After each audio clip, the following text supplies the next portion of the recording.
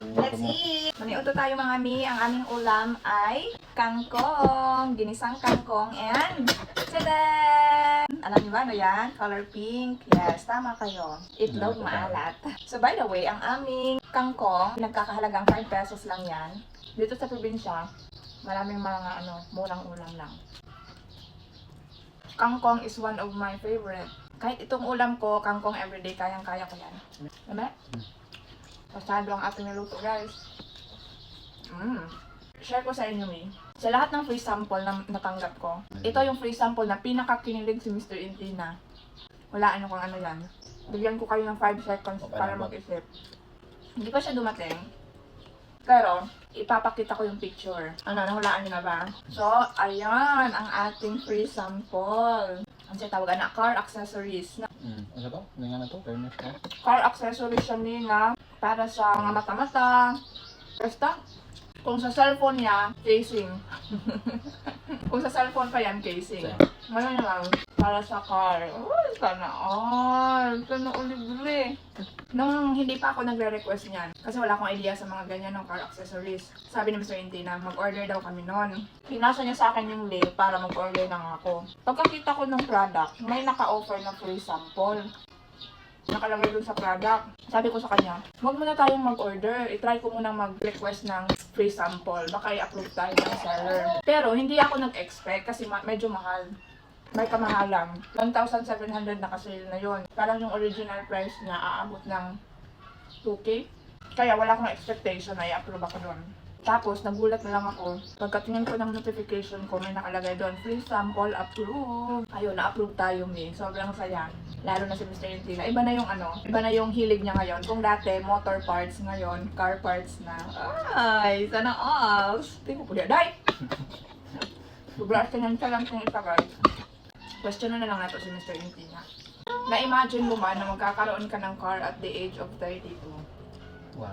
Mga 40. Mga 40 yung expected nga makakarta.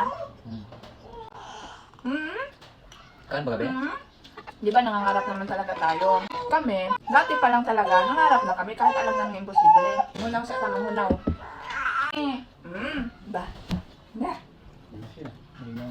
Ayan, nangamat. Gusto din manginom. Oo, di. Ay, ha?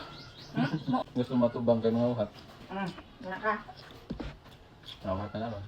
So, nung bago pa lang kami ni Mr. Intina, nung pa lang ba magkasintahan, syempre napag-uusapan namin yung future, yung mga pangarap namin. Isa talaga sa pangarap namin ang magkaroon ng sasakyan. Pero, at the end of conversation, napapatawa na lang kami at sinasabi namin sa sarili namin, kaya-kaya natin.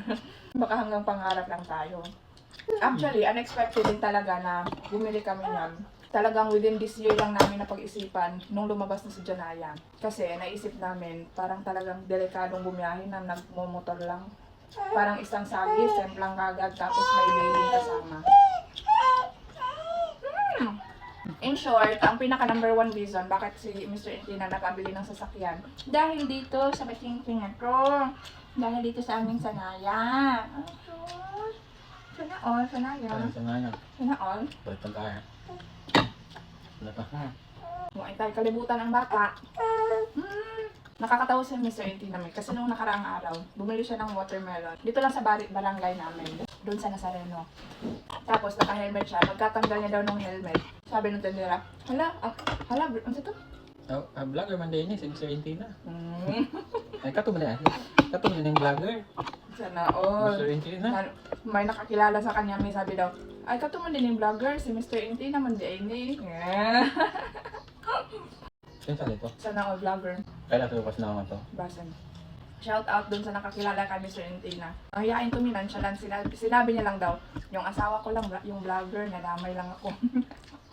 Nadamay ang bana. Baka katagalan may magpa-picture na sa'yo. Ilasan. Mr. Intina, pa-picture. Mudagan. Mudagan ko nung kayo mauwaw. Janaya ko. Janaya, pwede pa-picture Janaya? Kay vlogger, magtanong ka.